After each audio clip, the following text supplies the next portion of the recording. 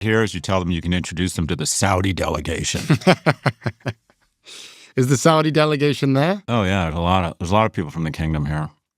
Yeah. You know who's not here is the people who are benefiting from threats to invade a block of ice is the Chinese. There aren't that many Chinese people here. Who do people most want to hang out with? Like, I remember you were saying on your Instagram that certain people have different colors, which represents your status, like on your badge. Like, who's the highest status, most high value type of individual at Davos? You're given the PG-13 version of what I said. Essentially, whenever mammals congregate, there's going to be a hierarchy.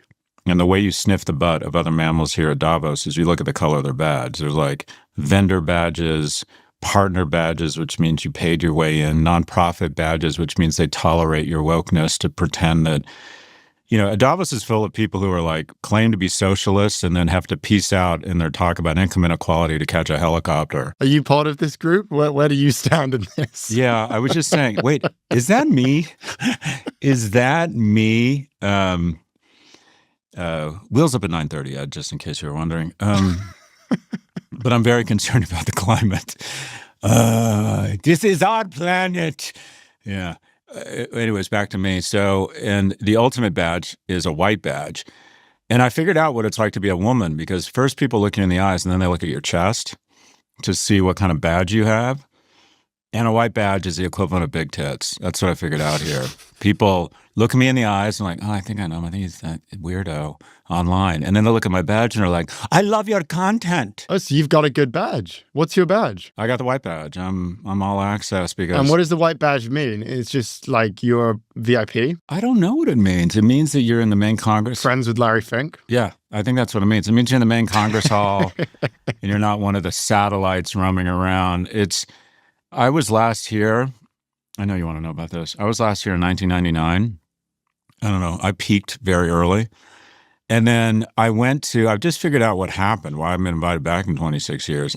Klaus Schwab, who was the chairman and founder of the World Economic Forum, invited me to have lunch with him at his new office in the hills of Zurich.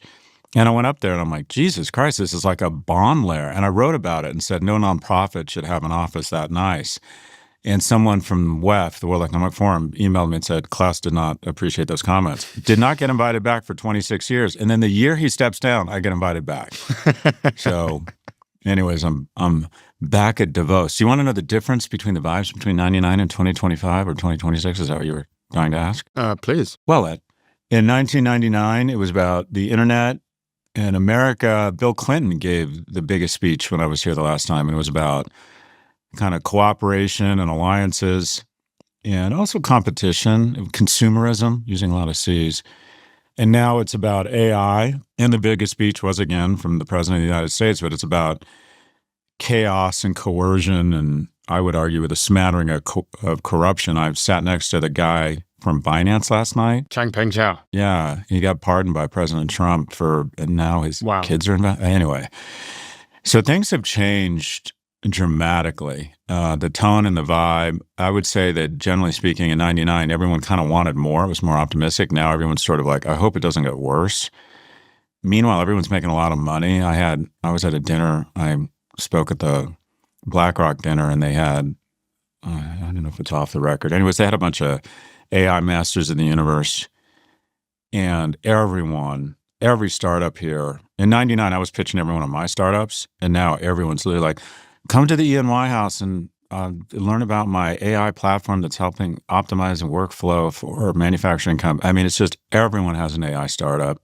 It feels very reminiscent of 99 on a business level in terms of the hype cycle. What's just different is America's role in the world and how people perceive our role in the world. But anyways, I'm here. Well, we're going to keep on unpacking this. I'm going to get us started with this episode. We are going to be talking about Davos this week. So the World Economic Forum, as we are just discussing, convened in Davos last week, and this time people were actually paying attention. Unlike many recent years, the conference has been dominating headlines. Top political and tech leaders have all gathered in one place. President Trump has obviously made a splash walking back 2 earlier positions on Greenland. He ruled out the use of force to acquire Greenland, and then he walked back tariff threats against European countries standing in the way. That, of course, sent markets rallying in the US, in addition to Trump's speech, which covered everything from relations with Europe to his affordability plans. The conference also featured remarks from Canada's Prime Minister Mark Carney, which we will get into. Also, France's President Emmanuel Macron, who was wearing a strange pair of glasses, and EU President Ursula von der Leyen. In total, nearly 65 heads of state and government attended, alongside some of the most powerful figures in tech and finance, including Jensen Huang, Jamie Dimon, Satya Nadella, and others. Scott, we've been getting a vibe check from you. I think the first thing I would point out and get your reaction to, it seems like this year was a uniquely big year for Davos. This happens every year, and usually it's like, maybe 1 or 2 headlines in the news, and you see maybe a clip of someone talking about it. But it seems like this was a really big deal in a way that it hasn't been in the past. And in fact, we have verified this by just looking at the search interest in Davos. It is already double that of last year and 5 times that of 2022. Search interest in the World Economic Forum has almost doubled as well compared to last year. For whatever reason, maybe Trump, everyone cares a lot about Davos this year. It's actually important. It's just kind of surprising, because I think a lot of people have been saying for the past few years that these kinds of conferences don't matter anymore. Suddenly this one seems to. Yeah, so first off, it's easy to be cynical about the World Economic Forum, as am I, and Davos, but I think this kind of stuff's actually important because it gets people together who speak, and I think when you look someone in the eyes and you get to know them, you're less likely to shitpost them or raise terror. I don't know, I think it's good that people get together and talk at this level. Even the guy who wrote Davos Man, which is basically kind of shitposting the people who are here, they invite him. They're comfortable with that. So what you're talking about, Davos isn't about the content. It's about having access to the crowd and the people, as is our most good conferences. It's all about the people, not the content. They do a reasonable job with the content. I think it's fine. The way I don't know, a decent litmus test for how crowded an event is the hotel room rates. And as you can see from the background here, I'm in the equivalent of a Swiss Days Inn. This is not luxury. They don't even offer a lunch. I've been living off cereal, no joke. And it's 2,200 Swiss francs a night. So what is that, about $2,500 or $3,000? And if Trump gives another speech, this will probably be $11,000 by tomorrow. So look, it is packed. The energy is high, but the vibe is like the world order is fraying. And it feels, it just feels insecure. There's just a lack of optimism, and it doesn't feel like anyone's stepping into the void. And I feel like it was a big opportunity for the Chinese delegation to be here and basically try and say, we are your friends. And by the way, I don't think it's a good idea for all of these Western nations to decide, we're going to cozy up to China. And I interviewed Neil Ferguson, the historian, yesterday, and his whole thing was, the U.S. may be bullying and pushing around people, but what's the plan B here? To go to an authoritarian government? Like, what's the plan B? And I'm like, well, they can work with each other. It's a very weird vibe here. I kind of wish you were here. I'd be curious to get a young person's take on it. This is the most powerful assembly of people in the world, I think. And the vibe is unsettled. The vibe is restless. Like, not restless like, let's get out and do something together. It's restless like the masters of the universe are sitting on companies that are overvalued, that also seem to present real externalities, as did the internet in 99, and we didn't realize it then, but now we realize it now.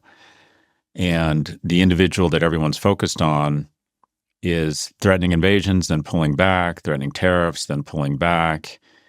And there's just a lack. I'll use one metaphor and get your response.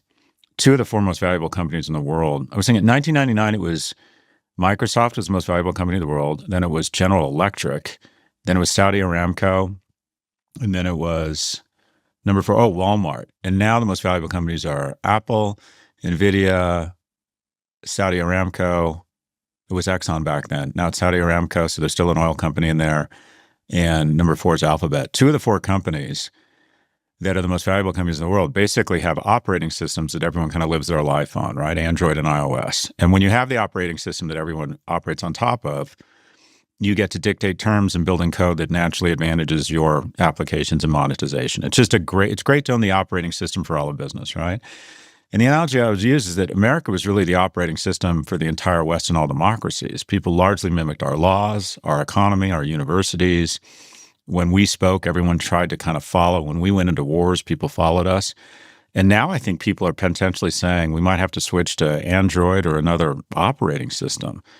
So definitely a state of flux and unease. What is it like? It's hard to read the label from inside of the bottle. What are your impressions from outside of Davos? It seems pretty consistent with what you're experiencing to me, and that is everyone's gotten together and they're all saying different flavors of the same thing, which is we're fucked in some way. Mm-hmm. Whether it's valuations or more importantly, I would say just the global order, which in fact the Trump administration has expressed the reason that they are going, or at least Howard Lutnick wrote this, the reason they're going to Davos is, he said, not to support the existing global order, but to challenge it directly. And I think he probably thought that he was the one who was going to go in and have that hot take. It seems like that's pretty much everyone's take at this event. Everyone agrees whatever setup we have right now isn't really working. And I think the same thing is true of the inequality problem that we keep on talking about. I noticed that was one of Larry Fink's big points, is that the inequality that we're experiencing is untenable. And it is interesting to have the CEO of BlackRock saying that to all of the most powerful and probably richest people in the world, and they're saying it, in the mountains of Davos while everyone's wearing their Loro Piana coats. Like, it's visually quite interesting. And yeah, I think unsettling is a good way to put it. I think one thing else that's been interesting, I want to hear if you have been around for this, it sounds like a lot of beef is just exploding over there. And I think one example would be that I read that Howard Lutnick got heckled at a dinner. Apparently he was like talking and people in the audience were literally heckling him. And then the president of the European Central Bank gets up and leaves while he's talking. I'd be curious to know if you were there for that, if that's true, but that's a good story. So I think that contributes to why people are so interested in Davos this year. It's funny. So you knew more about what's going on than I did, and it all makes sense now. I sat at a table, and I had the ultimate flex. I sat at Larry Fink's table, and there was Madame Lagarde, the head of the European Central Bank, and she joked that she was called on because so she wouldn't leave. And I didn't understand the joke, but I guess the joke was she left at another dinner with Howard Lutnick. I think people are pretty fed up with Americans, and especially the American leadership. The best speech and the most well-received speech was Prime Minister Mark Carney. I think a key kind of call sign for leadership is to be forceful yet dignified. He wasn't personal. He didn't call Trump names. He wasn't emotional. He just basically said, look, Canada is not as big as the U.S., but we are a very well-resourced nation. We have a lot of fantastic industry. We have debt capacity. We don't want to lose this partnership, but if we're forced to and we're not being treated like partners, Canada will take some pain and we'll be fine. And that we need to acknowledge we're moving to a new world order. And supposedly, I talked to someone in the Canadian delegation. He wrote the speech himself, and I thought it was very powerful. I remember thinking, so back to in the early 90s, my first company out of business school, I started a brand strategy room called Prof. My biggest client was Levi Strauss & Company, and we were just over at what's called the Plaza, like every day having meetings. And the CMO of the company, a guy named Gord Schenk, really thoughtful, smart guy, said the woman running running the whole engagement for me, basically running the firm because it was like 40% of our revenue, was a woman named Connie Hallquist, who is like arguably the most competent, impressive person I've ever worked with. And everybody just loved working with Connie. And Gord said, I have this great idea. And he called me and I called him back and he said, you know how they have student exchanges? what if we exchange one of our great employees at Levi Strauss & Company with Connie Hallquist, and she could come here for 6 months? And I'm like, who do you want to exchange Connie with? And he gave me the name of this woman, and this woman was just so awful in every way. I'm like, so you're trying to take out the trash and take my A-Rod? And the reason I bring this up is there any way we can exchange, like do like a presidential swap for just like 6 or 12 months? This is the guy the West needs right now. And it's just too bad that, I don't know, if he was like Chancellor of Germany. I mean, I like Macron, he's fine. But this guy, Carney, I wish he kind of commanded a larger economy with a bigger military, so to speak. But I don't know, Canada's still pretty big. But I didn't know that about Lutnick. That makes sense. And actually, I find that kind of encouraging. I don't believe in heckling people at a dinner, but I got to be honest, it sort of tickles my senses. What else have you heard, Ed? We'll get to Carney's speech in a moment. You're right. It is unanimously agreed upon that this was the speech of the conference, potentially the speech of the year. People in Canada, Canadians are calling it the best speech in Canadian history. So this speech is a big deal. I want to hit some more kind of drama points, which I just find kind of interesting. As you say, tickles the senses.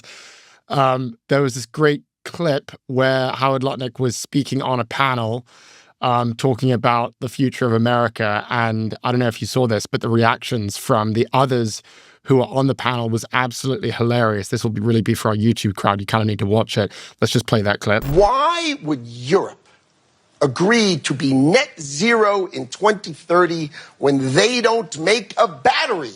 So if they go 2030, they are deciding to be subservient to China, who makes the batteries. Why would you do that? Why would the United States of America, which has oil and natural gas, try to convert to all electricity? China does not have oil and natural gas. Electricity and electric cars make perfect sense to them. That is practical and logical. Okay, another clip that has been making the rounds, I think is pretty important, is when Trump was speaking about the Greenland situation, which was obviously the most important news event in the world. And he confused Greenland with another country. I'm helping NATO, and I've until the last few days when I told them about Iceland, they loved me. They called me daddy, right, last time. Very smart man said, he's our daddy. He's running it. I was like running it. I went from running it to being a terrible human being. I don't know that they'd be there for us. They're not there for us on Iceland, that I can tell you. I mean, our stock market took the first dip yesterday because of Iceland. So Iceland's already cost us a lot of money. Which was probably the most remarkable event of the week. And then also there was this drama with Gavin Newsom, which Gavin Newsom talked about, but apparently the White House denied him from entering an event, which he had been invited to speak at. And then a White House spokesperson issued a statement. They said, quote, "No one in Davos knows who third-rate Governor Newsom is." So, I mean, it's kind of just reality TV is playing out on the global stage right now. And I guess it's hard to know what to make of that, because at one time it seems like, performance art. It feels like WWE. But then at the same time, we're seeing these massive market-moving decisions, such as the decision to, I guess, not use force against Greenland, or at least that's what Trump said, which spiked the markets around the world. And then tacoing, which we need to get into. And that is Trump decides to pull the tariffs on the EU because he says that we have reached a framework of a future deal for Greenland. And then the S&P and the NASDAQ and the Dow, they all rise. And then you see bond yields, which had jumped to their highest levels since September. It was a big deal when he was threatening Greenland. And then those yields came back down. So a lot of market activity that seems very important. But then you look at what's actually happening in Davos. I mean, it's all kind of looks like a joke from the outside. So then we'll get into Mark Carney's speech. But I guess I want to get your reactions to all of that. They're making us, and that as Americans, look like assholes. There's just no other way around it. And Howard Lutnick at Davos is a little bit like a repo man as the valet at your daughter's wedding. He just shouldn't be here. He is what he says is stupid. That somehow that we've been exploited, that we're a victim. If you look at 1945 to 2000 in global trade, and every time we increase globalization, America disproportionately, if anyone was going to bitch about globalization in the context of America, it would be our trading partners as we ship them iPhones and NVIDIA chips at 45 to 95 points of gross margin, and they ship us lower margin products, and we massively get much greater shareholder value. I mean, who on earth? I mean, you could argue China over the last 30 years, but who on earth who has benefited more from globalization than the U.S.? So what he says makes no fucking sense, and they're all over the place. Their decisions are totally sclerotic. Trump looks like he doesn't even seem old. He just seems bumbling, and like he doesn't do his homework, and he can't get the name of the place right, and doesn't have good aides. He doesn't have good teleprompters. That speech was absurd. I mean, were you at the speech? You couldn't get in, so I watched it outside. And quite frankly, I know this sounds weird. I didn't want to be in the same room as the guy.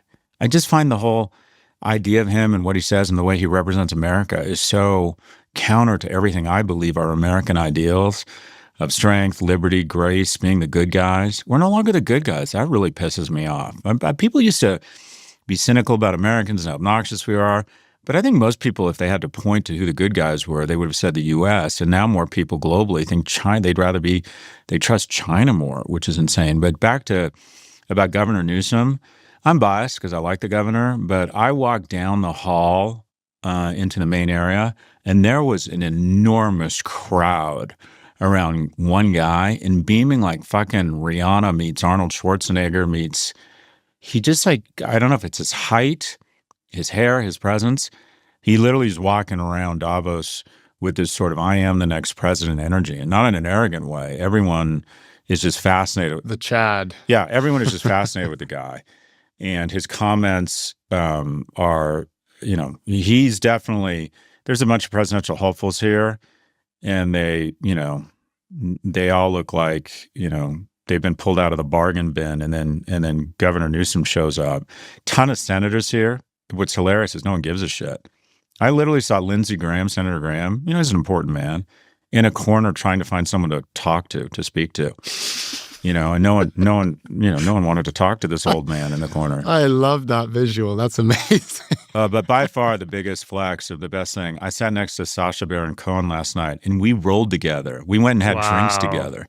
Wow. And my favorite thing is I got invited to this after party, and he said, "Can you leave my name at the door?" And I'm like, "Brother, I don't think you're going to have trouble getting in."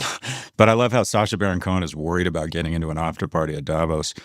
He's, by the way, middle-class Jew from the suburbs of London, super nice, super intelligent. We went to Justin Trudeau and Katy Perry, hold your jokes, had a dinner talking about AI, and they invited us, and Sasha spoke. He was very smart. I mean, he really gets this shit. Yeah, no, he's a legend. His comedy is brilliant too.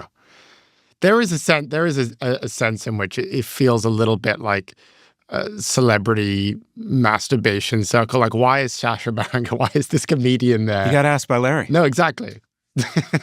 And he adds some spice. He adds some sex appeal to the whole thing. And the whole place doesn't. That's the thing. It's sex appeal. So does Katy Perry. It's like Katy Perry's there on the arm of Justin Trudeau. Oh, she's there for Justin. Right. But it all starts to seem a little bit like pop culture-y. What are we doing here? Is this just to hang out with celebrities?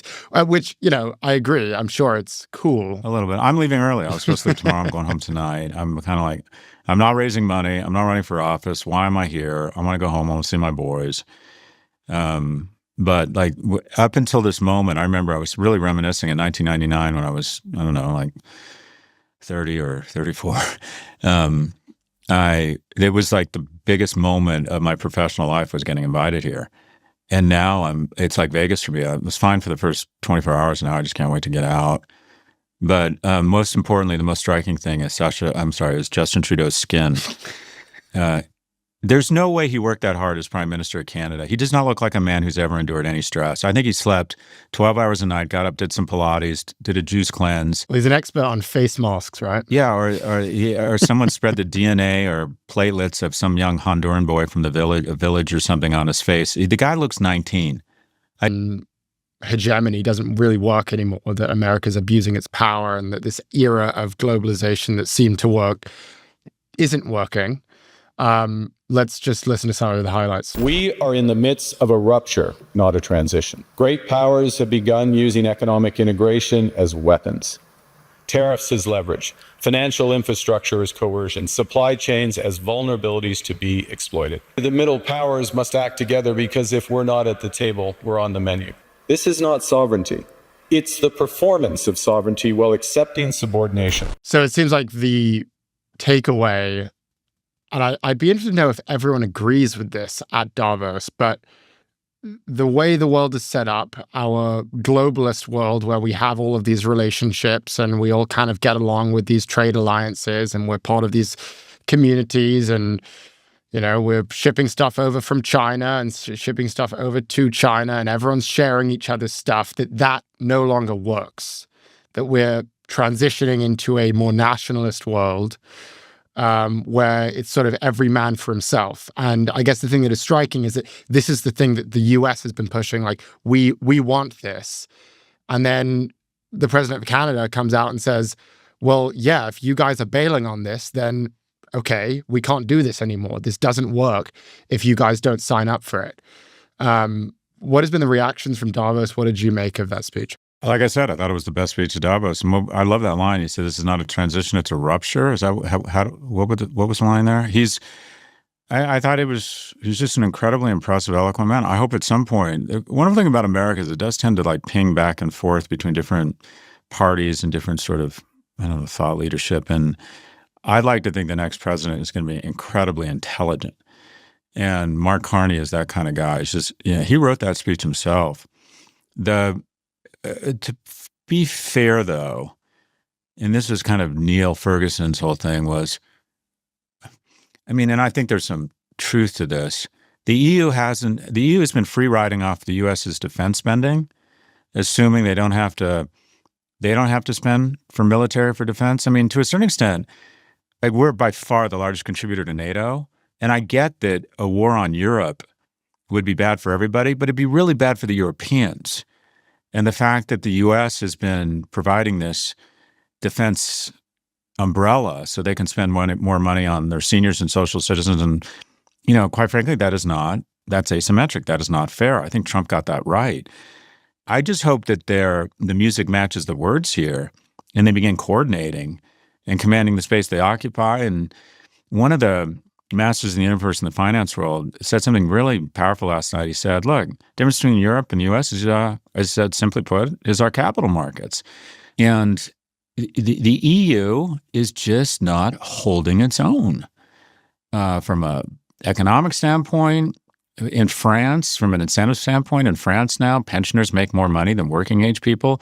We keep talking about how the U.S. keeps voting seniors more money, that old people keep voting themselves more money. Take that times 2 or 3, and that's what Europe is like. And talking a big game about Ukraine, I think some of the nations have really stepped up, but others have not. And so I think there's some truth. There's a kernel of truth. Now, the question is it going to help anybody? The way I think of it is just economically. The most powerful nation will be the one with the biggest GDP. I think we're about 25% of the world's GDP. But we were the operating system for 60 or 70% of it, which made us unchallengeable. The biggest mistake I believe the Trump administration is making is believing that a power that controls 25% of the world's GDP, or 30% even, maybe it's a third, can muscle around everyone. Our ability to muscle around everyone was to check with our other limbs, other great democracies, or they would take our lead. But if they say, we're out and you're now just a third of the world's GDP, and a third is somewhere in the middle, not knowing what the fuck to do based on your blood sugar level, and a third is, quote unquote, is our adversaries, whether it's China or Russia, that's a terrible place to be. I feel like they just don't understand the kind of the basics of math and game theory. Well, I think that you can point out the EU's reliance on the US for defense spending without threatening to invade their territories. Like you can make that point and get somewhere with it without pissing everyone off, and further than pissing everyone off, literally threatening military action, and then obviously going back on it because we saw Taco and Trump appears to just in the middle of that speech realize, oh yeah, maybe I shouldn't invade. Maybe that's not a good idea. But in terms of the consequences of this behavior and this delivery of that point, it does seem that this is, we've said this before, this is sending our allies into our adversaries' arms. This is basically pitting the rest of the world against America. Canada and China just struck a new deal. So did the UK. They're preparing a new deal with China. EU and India just struck a deal. The EU and Mexico have a new deal. As we've said, like deals are happening. They're just not happening with us. And I think the question becomes, what's next in this story? Like, agreed, Europe and the relationship with America, questions should be asked, as they always should be asked. You know, we should be investigating what is the real dynamic here? Who has the leverage? Is someone getting more out of the relationship than the other? But now that we've escalated things the way we have, it could be that the rest of the world just decides, you know what? We can't trust these Americans. And in fact, you know, Neil Ferguson makes the point like, well, who are you going to trust? China? It's like, maybe. In fact, that appears to be what these nations and these nations' leaders are doing right now. That appears to be what Keir Starmer is pursuing with China at the moment. And then there's the question of what power do they actually have over us? And this is the big question. I'm not sure they have much, but people are asking the question. There's this question of a coordinated attack on our debt, which is more and more relevant because just this past November, foreign holdings of US Treasuries hit a record high. And the holders that had the biggest increases were the UK, Japan, Belgium, Canada. People are asking the question, could they just sell our debt as China was doing earlier on and just explode our interest rates? Maybe they could. Could they just sell their holdings of US stocks? Again, I don't think they will because, as you say, US stocks are very important. I don't think you can just back out of that and expect things to be all right. So I guess the question would be, what could Europe do in response to America, or what could the rest of the world do? Could they coordinate with Canada, and could they coordinate with Japan and perhaps China and launch an attack on America in some way? Is that even probable or likely? Is that even worth talking about? What do you think? It's hard to even imagine or outline something to damage America, but they're not coordinated. Europe is still not a union, and this is unionizing them, so to speak. But the prime minister, I think it's the prime minister, president of Finland, very powerful voice. But okay, who speaks for the EU? I just don't. Is it Macron with his cool glasses? We know it's not Starmer. Who is it? Is it Lagarde? I mean, who? Is it Mark Carney? Oh, fair point. He seems to be representative of the whole movement. If I were of them, I would have stood on stage with Mark Carney and said, Mark has shown real leadership around this issue, and have the head of the EU and all the member nations saying, these are the actions we're taking. And we've decided to divest 10 to 20% of our holdings of treasuries. We've decided, as we no longer can count on this as a reserve currency, we're creating a new trading bloc of Western nations that doesn't include the U.S. But how you defeat an enemy is you atomize them, you fragment them. And the EU is already fragmented. Also, the EU has not shown a willingness to sacrifice. They're like, oh, wait, cut pensions such that we can increase our military budget? No way. I mean, so look, the core competence of Russia and the reason why they're invading Europe and we might end up with a terrible peace that just schedules the next war is, while there is financial support, if somebody was invading Canada and threatening, if Cuba all of a sudden invaded another nation proximate to us, I think we would put American troops on the ground. So I think the EU is, Europe is not a union. They do not speak with one voice. They need to. Then they need to identify that leader. And two, and you're right, it might be Carney. They need to massively increase their military spending. They claim they're doing it. So far, there's not a lot of evidence they're actually doing it. And then I would outline a series of responses. A lot of people say they've been more mature. They haven't responded. I don't know. I think the only thing that the Trump administration understands this point, and the only way you treat a bully is at some point you just got to turn around and kick him in the nuts, even if he's bigger than you, and see what happens. So unification, picking one voice to speak with, and outlining a series of actions that are sequential, not all at once. But I think our vulnerability is around our debt. You can't be in this kind of debt without vulnerabilities. And everyone says China's the biggest owner. It's not. It's Japan. But combined, the EU is and Britain. But these guys cannot command the space they occupy because they're not the largest. They're not the second largest economy in the world, which they would be in aggregate. There are a series of kind of one-off economies. There's the seven dwarves. None of them can, it's like the fourth, the sixth, the ninth, the 14th, the 22nd economy. They don't. It's as if we get split up and New York decides to become a finance hub with its own currency, and Texas becomes an energy economy, and the Midwestern states become a manufacturing economy trading with Canada. None of those nations would be able to dictate or strike back at China. But we have a United States of America with one military, whether you like them or not, one president that speaks for us and commands, our economic policy and our military. The EU is just theoretically a union. Yeah, I think that definitely comes out at conferences like this, where, Trump is swinging his dick around in various ways. And then everyone from Europe kind of gets together and they get up on a stage and they stand in front of a podium and they say, this will not stand. This is not acceptable. And Emmanuel Macron gets up there with his aviator glasses and sort of waves his fist around and talks about these ideas about how this is a problem. And I agree, like at a certain point, it's like, okay, what are you going to do about it? Is it just going to be another speech in front of another congregation of white people in suits and ties?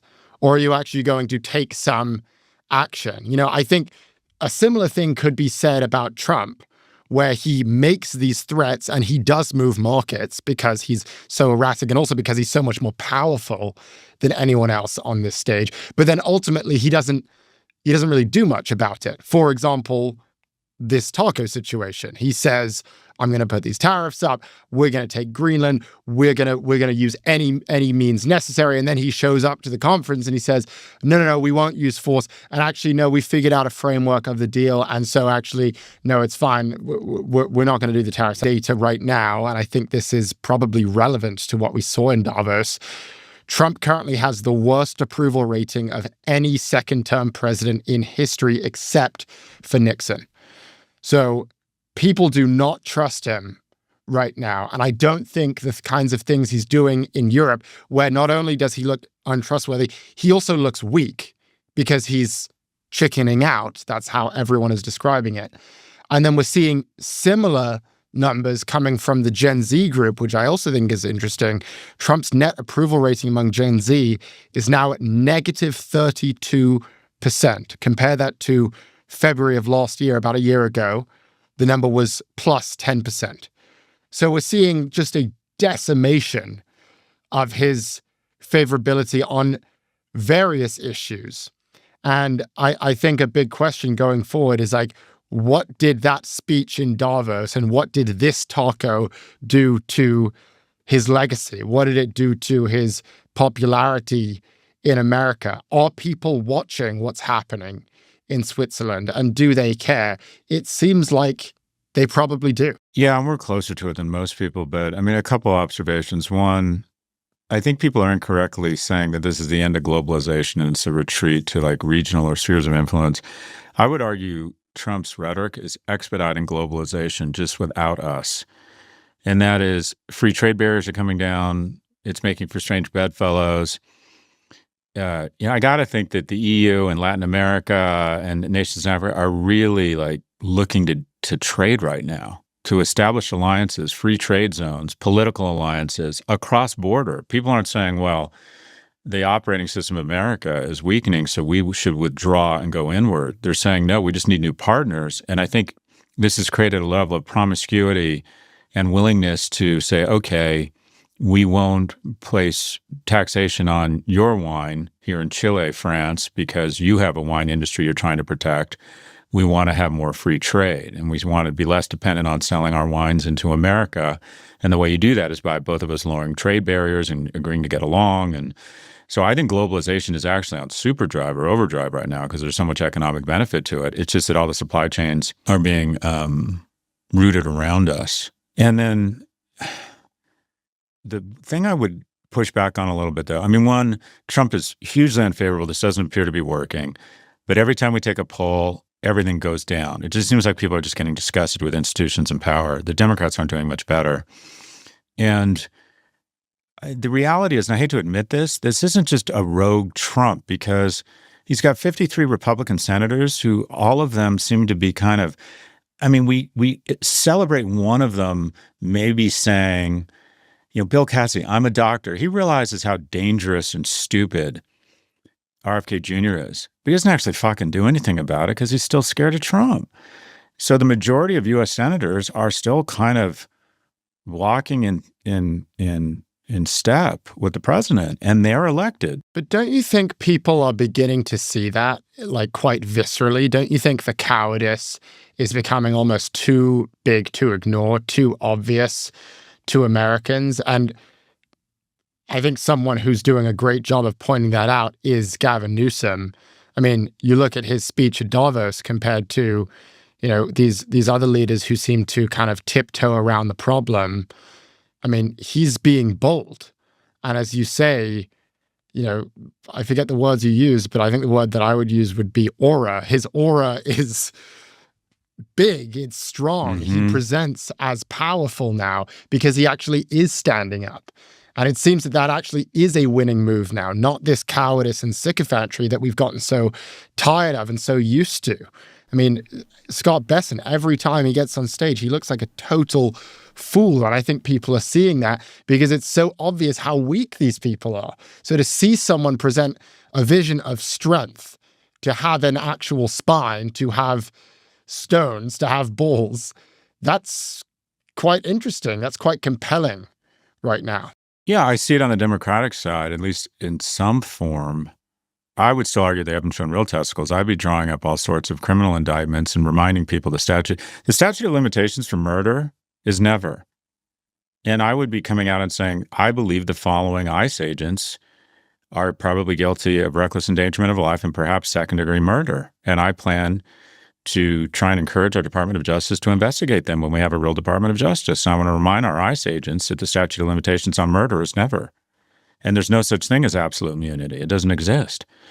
But I haven't heard a Democrat do that or propose it in a way and show up at Minnesota or large gatherings of ICE and say, hey guys, I just want to communicate something about this law I'm planning to pursue on January of 2029. So just think about what you're doing.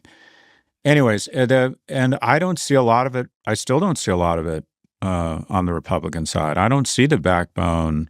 We celebrate small instances of it and we highlight it, but I don't, unfortunately yet, I don't see a lot of the cracks we've all been waiting for. In my view, if you're honest about this, they're not, I mean, if I believe what he's done has shown that he's reckless, putting us in real harm's way, physical danger, increase the likelihood of a nuclear conflict, bad for the economy. I think corrupt. He's increased his net worth by $1.2 billion. I think under any other president, a Democratic president, this would be cause for an impeachment. And we have 47 senators. It would get through the House, probably. Would it now? I don't know. But then you need 66 senators. You would need 19 Republican senators. If 8 or 10 Republican senators showed up and said, boss, you are fucking out of control and you need to dial it back, or if they bring up impeachment, we'll be 8 or 10 of the 16, I think Susie Wiles would whisper in his ear, okay, you need to dial it back.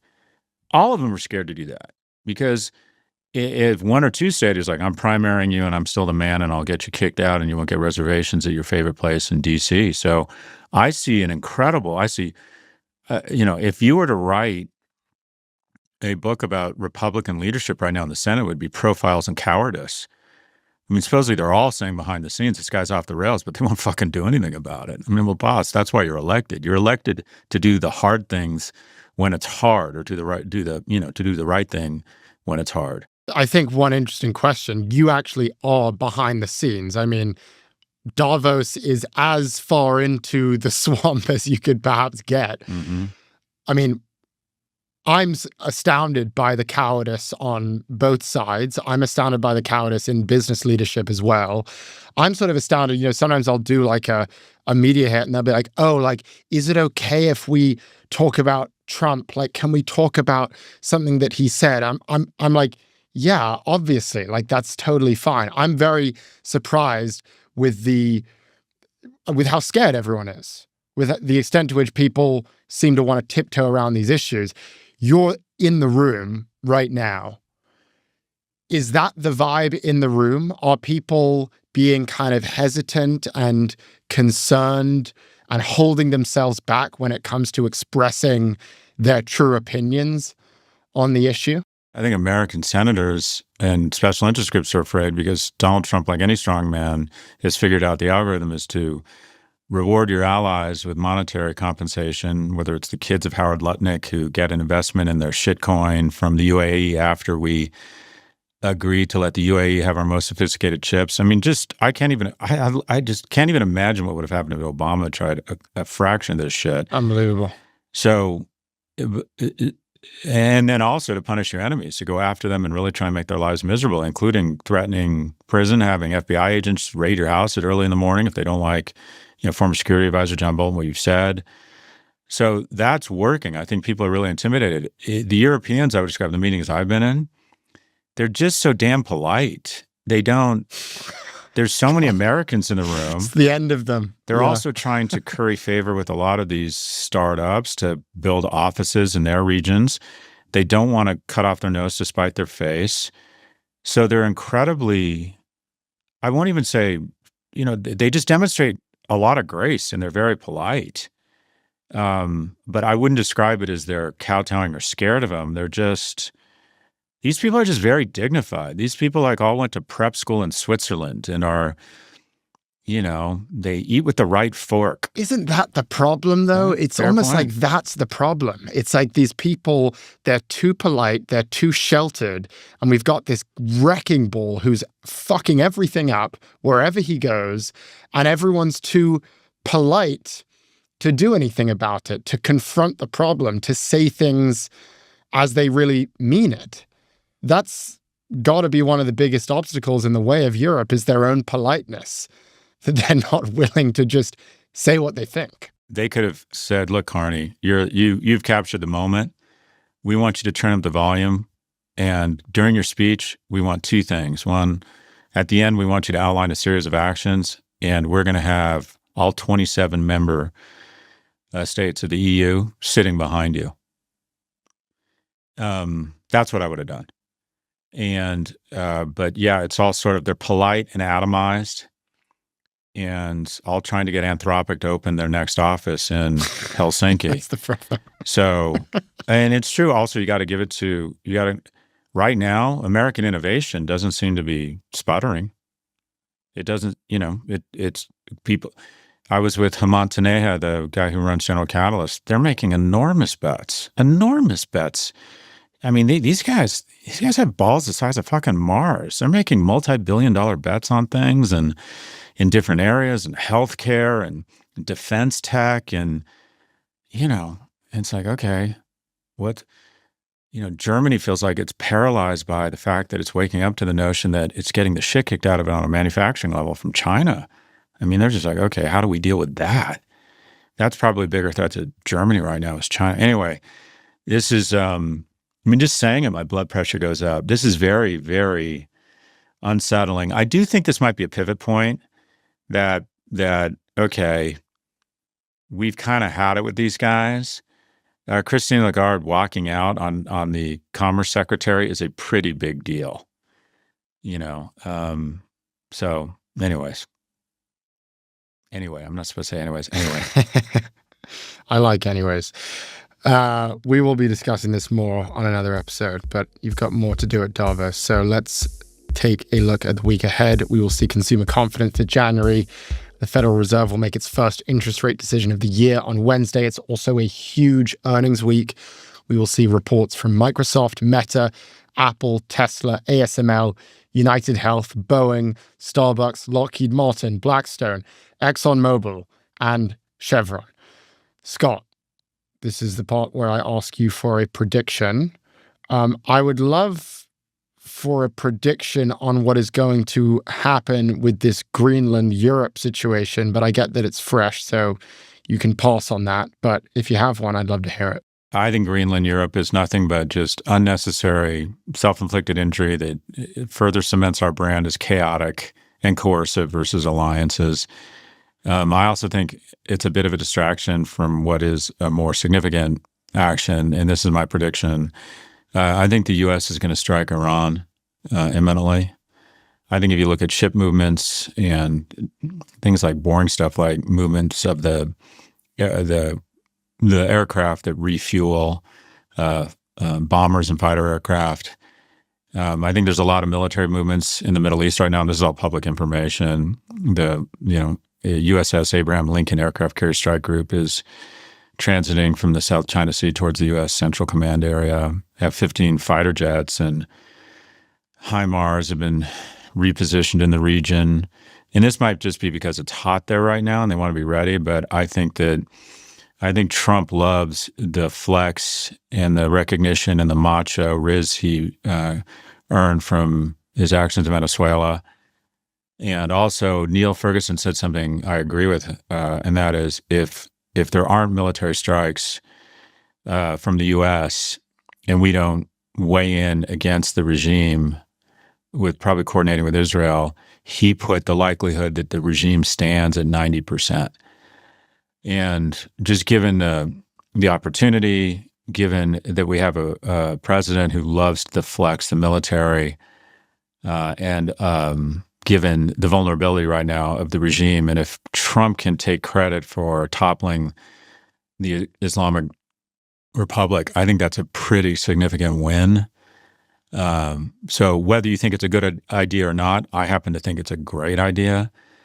And it just infuriates me that no one seems to give a shit about Iran in the U.S. when they have been one of the most oppressive, misogynistic cultures of the last century.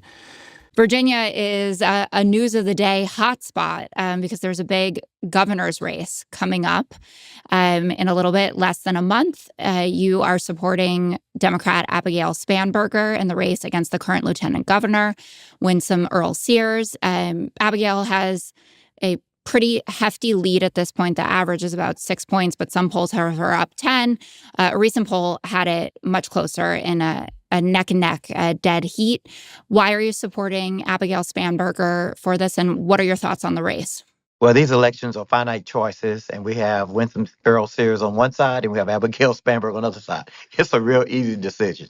Winsome Earl-Sears is a deranged candidate. She's unhinged. She said some career especially, but just recently as we lead up here. And Abigail Spanberger is focused on the issues that Virginians care about. She's focused on affordability, making housing, energy, food, groceries. She's dealing with the everyday kitchen table issues. You know, the stuff that folks used to care about. You know, we're trying to make America boring again here in Virginia. We want to go back to just worrying about the everyday issues that folks care about, while Winsome Sears is still focused on, you know, where kids pee and poop. I call them the pee and poop caucus. That's all they focus on, which bathroom they go to or whatever else they're doing. I mean, and we're focused on what kids are learning in school. And I think that's what Abigail Spanberger is focused on, making sure how we improve teacher pay, how we improve our public education system.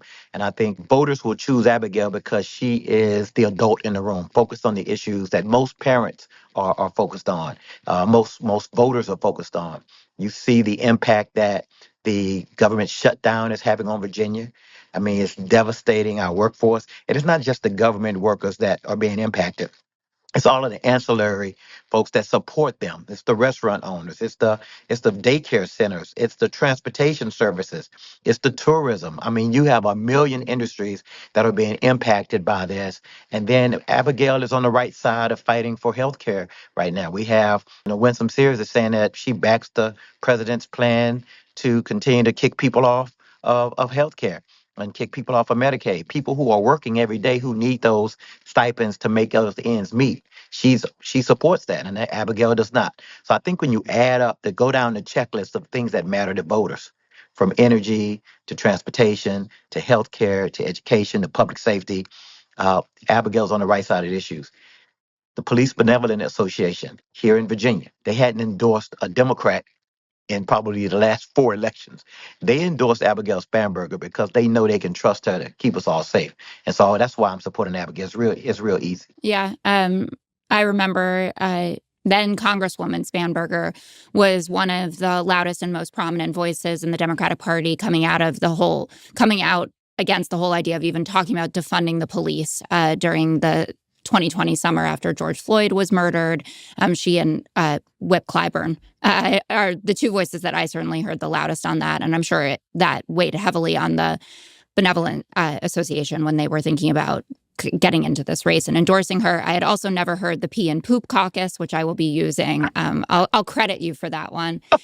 I do want to ask you as well about the Attorney General's race in Virginia, which got a little bit more complicated in the last week or so. There were old text messages from the Democratic candidate, Jay Jones, who's a former colleague of yours, from 2022, which are very violent in nature, talking about putting 2 bullets in the head of the former speaker, a Republican, also speaking about, being violent towards his children. You have condemned the text messages. Jay Jones has apologized. You've also said that there's a double standard at play here in requests for him to drop out. Can you talk about that further, especially in this moment when political violence is such an important topic in this country? Well, political violence is an important topic, and just the racism and the hatred that you've heard just yesterday in a political article that came out around the young Republicans, and I hadn't heard anybody condemn that. I've known Jay Jones since he was in high school. His father, who was a judge in my community, was a mentor to me. His father sat one pew in front of me at my church, he and his grandmother and Jay's grandmother. And so I've known him for a long time. Those comments were deplorable. He knows it. They're reprehensible. He said it. He said they made him sick to his stomach when he reread those.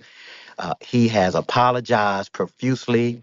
I know Todd Gilbert. Todd Gilbert is a friend of mine. We both end up being speakers of the House, and we both were born in Texas, so we both get along very, very well.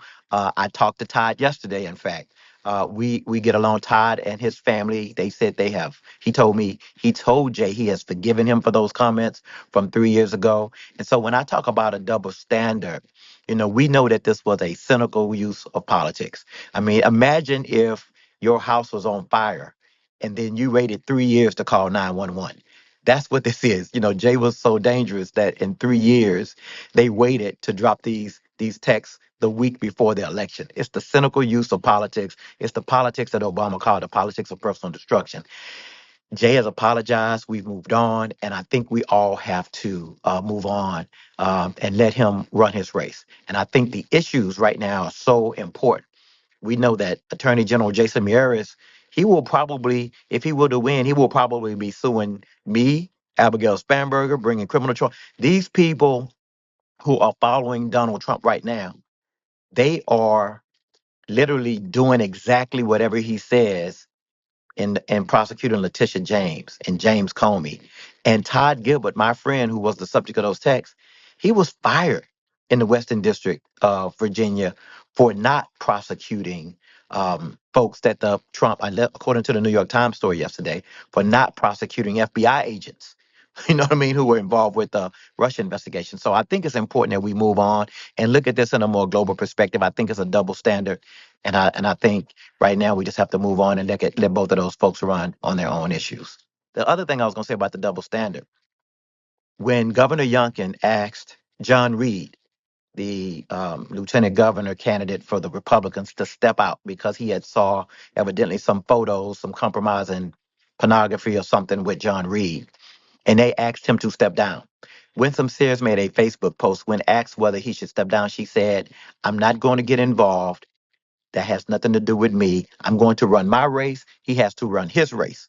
Now, all of a sudden, when it's politically convenient, that's not the case anymore. She's trying to make sure that, asking, Abigail to take ownership over Jay's stuff. And I don't think that's fair. Yeah, that was definitely the moment that Winsome Sears was looking for in the debate last week, asking her about it. I happen to think the moment where she said that getting rid of gay marriage wasn't discrimination was the more salient moment. But, I'm glad to hear your take on this, and that Todd Gilbert has forgiven Jay Jones for those texts, because obviously they, were worthy of that level of condemnation.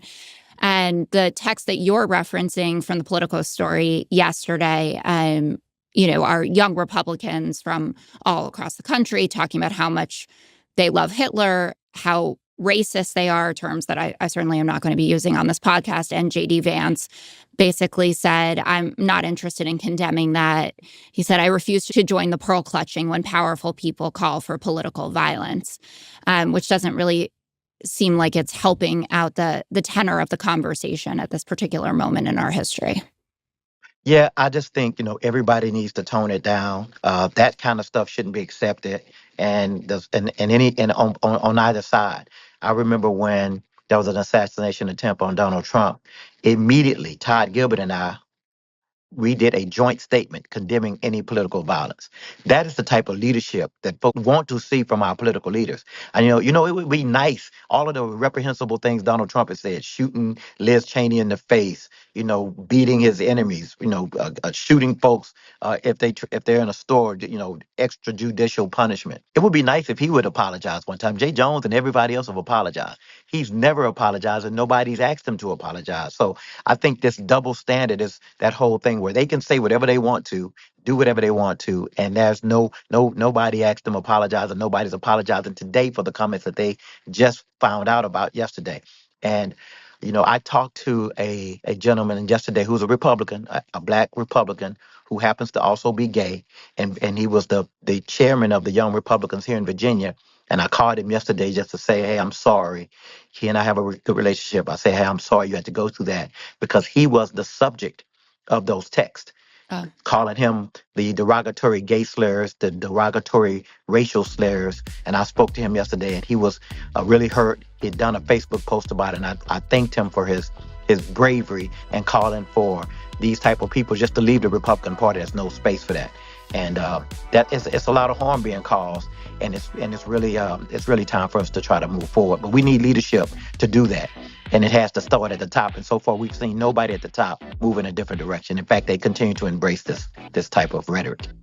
Yeah, and we have first female prime minister. Over the weekend, Sanai Takaichi was elected leader of the Liberal Democratic Party, or the LDP, positioning her as the frontrunner in Parliament's vote later this month. Since the Liberal Democratic Party is by far the largest party in the lower house, her victory looks all but certain. What has been quite notable, however, is the market's response. Since her election, the Japanese stock market, or the Nikkei, has risen 5%, and it has hit 2 record highs. So clearly investors are very optimistic. The new prime minister will be stepping in at a challenging moment, both politically and economically. Takaichi succeeds Shigeru Ishiba, who resigned last month amid growing frustrations over rising immigration and the cost of living.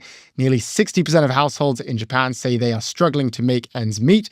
Meanwhile, government debt is at 236% of Japan's GDP. So, what does this election mean for Japan? What does it mean for their economy, for markets, and also their relationship with the US? To help answer these questions, let's hear from William Chu. He is the Senior Fellow and Deputy Director of the Japan Chair at the Hudson Institute. William Chu, thank you for joining us on Prof G Markets. Thank you so much. Sanai Takaichi's just been elected. It appears she will be the new Prime Minister of Japan. I don't know much about her. I don't think most people know that much about her. Tell us about who she is. What is her background? What is her platform? What can we expect for Japan? Yeah, so I think broadly she's seen as a conservative lawmaker within the LDP, which is the ruling party that's led Japan basically since 1955. She's seen as a conservative lawmaker who is conservative on social issues as well as foreign policy issues. She previously served as economic security minister in past administrations. And more importantly, I think she's broadly seen as essentially like a protege or a mentee of former Prime Minister Shinzo Abe, who led Japan for almost 10 years the last go around. And so she's seen as her election is seen as a victory for the conservative wing of the LDP in terms of going forward in terms of the policies that they want to enact. There's popular disaffection with the LDP and maybe emerging of new parties like the Sanseito that have captured some of their more conservative voters within the LDP. So she's seen as a reconfiguration of the LDP. We saw that Trump was praising her election. He said she is a, quote, highly respected person of great wisdom and strength. He said this was, quote, tremendous news for Japan. Is that because she is conservative, or does she align with Trump's worldviews beyond just being a conservative? What is the story between Trump and Takaichi? Sure. So I think it's operating on multiple levels. All right. Part of it is the fact that they are both conservative. Certainly, I think they share a lot of views in terms of taking on pro-growth strategies that involve a lot of industrial investment towards long-term views towards, like strategic sectors, right? Like semiconductors, pharmaceuticals, like AI, high-tech stuff. So I think they share a lot of that. They certainly, I think they both believe in strong defense. I think they both are very wary of foreign sort of aggression. So I think on that regards, right, where President Trump, I think, has been very adamant that allies has to take more of their own responsibility in defense. Takaichi has talked about increasing Japan's defense spending, which already has been doubled in the past 5 years, to new levels. And I think this is partly in reaction to this acknowledgement of Japan's own need to do more on defense. So I think those two issues align the two of them quite well, right? Also, there's the obvious connection with Abe, whom I think Trump probably understood and worked well with Trump better than any other leader at the time in his first term. And so the fact that she is sort of Abe's protege, I think certainly puts her off to a good start. But, to be very practical about it, President Trump also said similar things of former Prime Minister Ishiba, who famously was not an Abe protege. And so I think part of it is also the fact that the Trump administration obviously sees Japan as a key partner in a lot of its broader economic and diplomatic and security priorities. And I think the administration really values having someone with whom they can work in Japan. Just looking at the market's reaction, so we saw Japanese stocks rise after the election. The Nikkei hit record highs this week. You also saw this decline in the yen, a decline in long-term bonds. So we saw yields rising on long-term maturity bonds.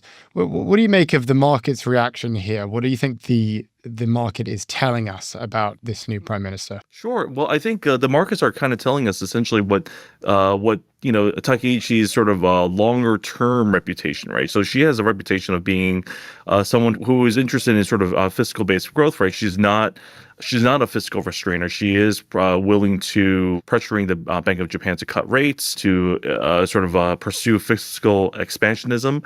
Part of it is to address Japan's short-term needs, right? So I think that the loss that the LDP experienced in the recent upper house election back in July, I think showed a lot of popular discontent with ongoing economic policies, the feeling that the governing parties were out of touch on cost of living issues, quality of life issues. And so essentially that was a protest vote. So I think there is near-term pressure on the Japanese government and especially Takaichi to support fiscal expansionism, right? Be it cutting the consumption tax on food or increasing income tax thresholds. But it's also a mark about her long-term plans in terms of pushing Japanese companies and investing more in R&D that will allow for long-term Japanese economic growth in key strategic sectors. So I think that is what the markets are doing in terms of are essentially reacting to these expectations of Takeichi. Certainly, I think the expectation that Japanese exports will increase, that there will be more spending. I think that's driving the Nikkei. It's also driving sort of the weakening yen. And it's also driving essentially at the expectation that Japan will add to its debt burden long term, which is why the 20 and 30-year bond yields are increasing. From my understanding, Japan has one of the highest debt burdens, highest debt to GDP ratios in the world. I think the highest, correct me if I'm wrong. Give us a sense of the debt situation in Japan. I believe it is much higher than the US. The US already has an extremely high debt to GDP ratio. I've never fully understood how it is that Japan hasn't suffered as a result of this. It seems to be sort of the anomaly when it comes to the national debt. But if Japan's going to increase the debt burden, is that not going in the wrong direction for a country that is already dealing with extremely high debt? Sure. So I think Japan's debt burden right now is 2 times its total GDP, right, which is the highest in the world among developed countries. But I think what she sees is that essentially Japan has a problem with economic growth, right? It's been the past few years, it's been at 0.5%. It is not, and economic growth and economic power is the basis of Japan's strength. Takeichi knows this. Her mentor, Shinzo Abe, knew this. They both were trying to search for ways to sort of incite Japanese growth. And so the idea is that if we can keep interest rates low, we can induce Japanese companies to invest more in R&D, to produce, to commercialize new technologies that make Japan this strategically indispensable country in the world in terms of global supply chains, then maybe we can finally have a pathway towards insured, stable, relatively high long-term growth, certainly better than 0.5%.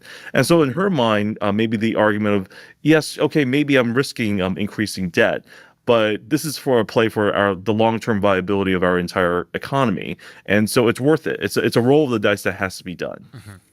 What do you think is the reason behind this low growth in Japan? I mean, is it because there is this risk-off sentiment where investors in Japan are more interested in bonds? They think it's safer, so they're not interested in the stock market. Is it a problem of actual innovation? Are we perhaps not seeing enough actual technological innovation in Japan? And that's why we've seen this kind of depressed economic growth. Why are we seeing such low growth compared to, say, America?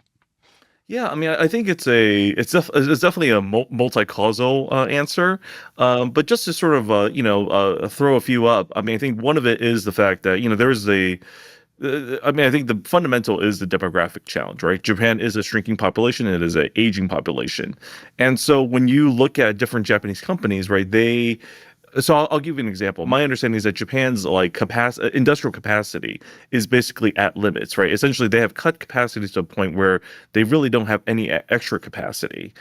They would have to invest in new capacity if they want to produce more.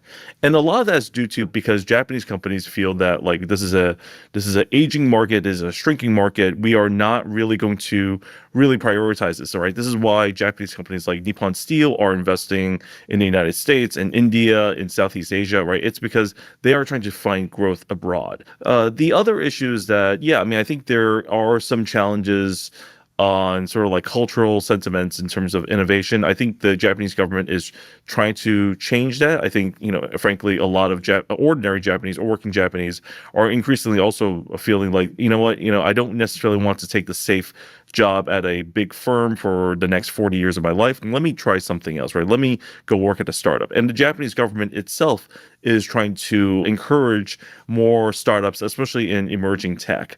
They have a large contingent of folks in Silicon Valley, essentially trying to understand startup culture in the United States, how the VC ecosystem works, and they're trying to replicate that. When economic growth is so low, near zero for decades, why really invest? Why not just invest in bonds, which are nice and stable, instead of taking a risk on equities and that kind of thing? So I think it's a combination of both existing economic factors, demographic factors certainly, and I think there is some cultural, although I don't want to overplay the culture card too much. Takeichi's been promoting a Japan first campaign, at least that's what I've read about. Just as we wrap up here, how do the Japanese people feel about Takaichi at this point? Are they excited? What is the sentiment among Japan? Perhaps is it as polarized as America, or are the Japanese people pretty united around this? I think the Japanese people are, if I can be honest, I think they're a little tired, right? I mean, if you think about it, they've gone through several elections in the past year, right? They've had two LDP presidential elections. They've had, one general election and also one upper house election. So frankly, I mean, I think someone pointed out, right, one of the key, sort of center-left, left-wing newspapers on Japan, instead of covering the LDP election, had a front-page story about cats, right? And so, I think the Japanese public are also just kind of tired of elections, right? And as I said earlier, the upper house election, the defeat that the LDP and its coalition partner, Komeito, suffered is a reflection of essentially it was a protest vote, right? And so I think, the last three LDP leaders were relatively moderate or moderate leaning. And I think they're saying, well, let's give her a chance. Certainly, I think she's well respected for her policy, her knowledge of policy, and her ability to implement things. She's definitely a doer. And so I think with the Japanese public, it's kind of like, well, the last guy didn't quite work out. Let's see if she can be more effective. So I think the Japanese people are hopeful, but they're also a little tired, and they kind of just want to see something work. Is the MSCI Emerging Markets Index, which tracks 24 markets, including China, Taiwan, India, South Korea, and Brazil. That is up 28% so far this year. That far outpaces an index of developed markets, which is up less than 17% this year. It also beats the S&P, which is up 14%. And this is a sharp reversal from the index's own historical performance. Between 2010 and 2024, emerging markets gained less than 9% over that entire period. This year, they're up 28%. So, what is driving all of this? Well, a few things. For one, the dollar is weakening. It's down roughly 10% this year, and a weaker dollar means a stronger return on international investments. Why?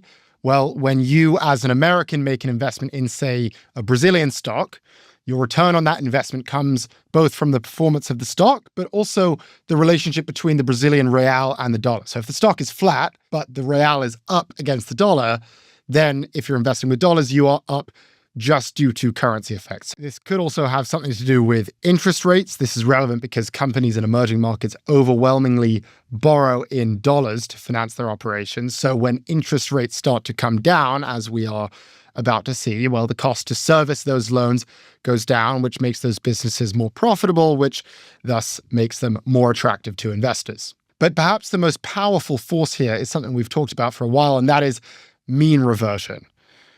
What we mean by that is the stock market in the US is trading at nearly 27 times earnings. Historically, it's traded at an average of 17 times earnings. And you would think that maybe at some point things will sort of rebalance. You compare this to, say, China, where Chinese stocks are currently trading at 11 times earnings, compare it to Brazil at 10 times, compare it to South Africa, trading at 4 times. So perhaps we are simply seeing a return to the mean here, a return to quote unquote normal.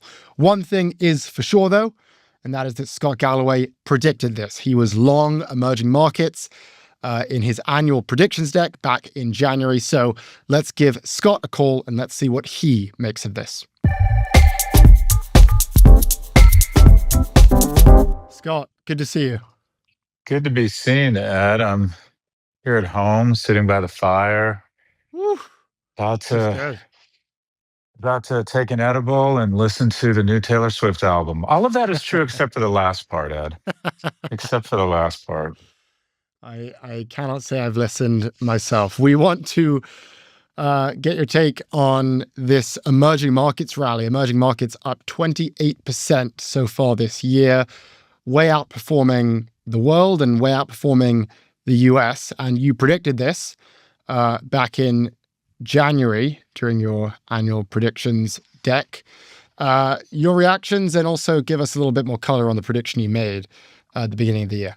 Essentially, if you look at the US versus the rest of the world, it usually goes in 7 to 10 year cycles. And that is from 2001 to 2007, the rest of the world outperformed the US. And then since 2007, the US has vastly outperformed, let's just call it emerging markets. And at some point, the delta between the two kind of connotes a reversion to the mean. And that is usually US markets trade at a 25% premium for a lot of reasons, rule of law, IP, inflow of immigrants, capital, et cetera. A lot of those things started reversing as far as I could tell. And the 70% premium, which just wasn't justified. And it just felt like we were sort of overdue. In addition, the thing that sort of triggered my reallocation of capital out of the US into non-US markets was I read a survey that institutional investor interest in US markets outside of the US had hit a 15-year low. And just as the consumer confidence index sometimes presages or is a forward-looking indicator of the markets, I thought this is essentially could connote what I described as a reversal in the flow of the rivers, specifically a flow of the rivers of capital. And traditionally, about 5% of global assets are invested in emerging market equities, or excuse me, it's usually about 8%, and it had gone down to 5. And if it just reverted back to 8, and it always overshoots. So the average is 8, meaning it'll probably go back to 10 or 12. Even if it just goes back to its average, though, 8, that's almost $1 trillion in additional capital into these markets. And it kind of justifies or sort of identifies or epitomizes the term market dynamics trump individual performance. So if you're any stock in Latin America the last 10 or 12 years, it almost didn't matter how good you were unless you're a Mercado Libre, vastly outperforming everyone. Because if capital is being sucked out and you can't outrun multiple contraction. Yeah, one of the big themes that we discussed at the beginning of the year was this idea, or really after Liberation Day, was the idea of rotating out of the US and into other nations, essentially. We kind of have seen that, but not really. What we've really seen is the US rallying. So yes, there was the big dip after Liberation Day, but then the markets ripped back up and they've been climbing ever since. We're at around 14% growth in the S&P year to date. So people didn't sell America like there were rumors at the beginning of the year. But what did happen is they held America. They perhaps bought some more America, but they bought a lot more of everything else. So I just pose this to you. Do you think this is going to continue? Do you think we're going to see a continuation of the outperformance of international markets, the outperformance of emerging markets compared to the US? Is this going to be the trend going forward? If I had to predict, it's so hard to talk about the US reductively because, as we've said before, it's no longer the S&P 500, it's the S&P 10, responsible for 70% of the market's gains. And then there's the S&P 490, the rest of it. I still think that on a kind of risk-adjusted basis, emerging markets still look relatively cheap. Having said that, I don't think it would be a bad idea to invest in non-Magnificent 10 stocks right now. The key is diversification because reality is nobody knows. I think if we could wake up tomorrow and see those stocks down 60% and they still wouldn't look cheap, I find that is much more likely than them, doubling, if you will, right now. So, but the problem is that these things come unwound. Everything is somewhat connected. You can diversify only to a certain extent. In the 80s, everyone discovered that there was risk-adjusted or greater return through diversification. So everyone listened and diversified. So if an iron ore stock in Australia goes way down, it impacts Japanese bonds and impacts the S&P because everything is somewhat connected. But I still think that the emerging markets are just a better value right now, even with their run-up, because as you said, certain stocks of the S&P have run up so much it's dragged the rest of the S&P up.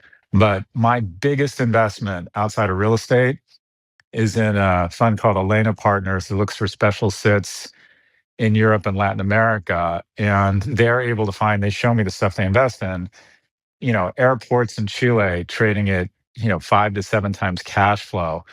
It just feels like those companies right now, I find it very hard to find value, if you will, in the US market. And I think you can find a lot of value in emerging markets. So look, the lesson is, the short answer is, I don't know. What I'm more certain of is that diversification, I think, has never been more important. And also to think about diversifying out of the Magnificent 10 that now represent 40% of the S&P 500. Because if you're just in an S&P index, keep in mind, 40% of that is in 10 stocks. Yep. All right. Scott Galloway, thank you. Enjoy your night. Thanks, Ed. Well, for decades, the greatest trade in the world was quite simple. It was buy America. If you did that, you were rewarded. Between 2010 and 2024, the S&P returned nearly 415%. Compare that to emerging markets, which, as we said, returned only 9%. It was pretty much flat. Then came Liberation Day, and investors started to wonder if the new trade was sell America. And that is the trade we saw for a couple of weeks. Then suddenly TACO took hold, tariffs were pulled or they were cut, and then US markets ripped back up. The S&P is up more than 14% so far this year. But it appears that a new trade is emerging. And that is, yes, buy America, but also buy everything else. Because it's been a good run for the S&P this year, but it's been an even better run for emerging markets and, for that matter, for the rest of the world. You look at Japan, up 20% this year. You look at Germany's stock market, up 22% this year. You look at South Korea's stock market, up 48% this year. In fact, the MSCI World Index, the average of global stocks, that has yielded a better return this year than the S&P. So the good news for everyone is that we're all up this year. You know, if you buy America, you're rewarded. If you buy Europe, you're rewarded. If you buy Latin America, if you buy Asia, you are rewarded. In other words, the best investors are buying everything. There are pretty much no bad investors in 2025. That is the great thing about a bull market, which we are in. But the real test will come when we see a correction, when we enter a bear market. Because at that point, investors will be forced to make a choice. It won't be a question of both and like it has been in 2025. It will be a question of, from the Commerce Department, showed sales rose 0.6% from July. That is double what economists forecasted. As expected, the reaction across most media outlets was one of optimism. CNN said, against the odds, Americans are still spending. Axios, quote, retail sales surprise as Americans increase spending in August. Quote, consumers continue to open their wallets. Despite rocky labor market conditions, we also saw a lot of celebrating on social media too. However, there was another piece of data that came out yesterday, which should probably change your conclusions. This data came from our friend Mark Zandi of Moody's Analytics, who found that as of this quarter, the top 10% of earners in America now account for 49.2% of all consumer spending. That is the highest number in history. You compare it to 30 years ago, when the top 10% accounted for roughly a third of consumer spending. Put another way, this retail data might look good. You might think the American consumer is doing well, they're spending their money, until you realize it's actually not Americans that are spending, but rich Americans that are spending. Whatever growth we saw in retail last month is basically just the top 10% of America doing all the heavy lifting. It's rich people that are creating these encouraging numbers. And of course, that isn't very encouraging at all. So here to unpack this new data, we are bringing on the guy who dug in and analyzed this data, the one and only Mark Zandi. Mark, thank you for joining me again on Prof G Markets. Anytime, Ed. Good to be on. So I want to get into this analysis. You know, we saw this retail sales data, which just came out, which gives you this image that the consumer's doing well in America. We're spending money more than we were last week. But then you also have this analysis which shows that half of the spending is the top 10% of Americans. And that's the highest share ever. So just your initial reactions to that data that you found, what does it tell us about the US economy right now? Yeah, the American economy is very dependent on the well-to-do, the folks that have a high income, a high net worth. They're driving the train, and more so than I think anyone would have thought. So the folks in the top 10% of the income distribution, so you're making well over $250,000 a year, they account for almost half of all the spending. And it's even more top heavy than that. If you look at the folks that are in the top 3.3% of the income distribution, don't ask me why we picked that cutoff, but we did. They account for about 25% of the spending. So the American economy is moving forward. It's not in recession, but obviously it's the folks at the tippity top of the income distribution, the wealth distribution, that are driving the train. This to me feels like this tells the story of America, in my view. I mean, the chart, if we're watching on YouTube, we should pull the chart up. But the chart really tells the story where you had the top 10%, contributing to a third of the spending. And then the line keeps going up and keeps going up, keeps going up. And now it's hit 50%. Does this concern you at all? What were your reactions when you collected this? Yeah, I'm not comfortable with it on a number of levels. I mean, one, it means, from a macroeconomic perspective, that the U.S. economy is very dependent on a very small group of high income, high net worth households. And if they slip up for whatever reason, let's say the stock market corrects, goes down 10, 20, 30%, stays down, those folks are going to turn more cautious. And it's not like they're going to, curtail their spending. They're very, very well off, but they'll turn more cautious, the so-called negative wealth effects. And that'll be a real threat to the economy, because the economy is obviously already struggling very significantly.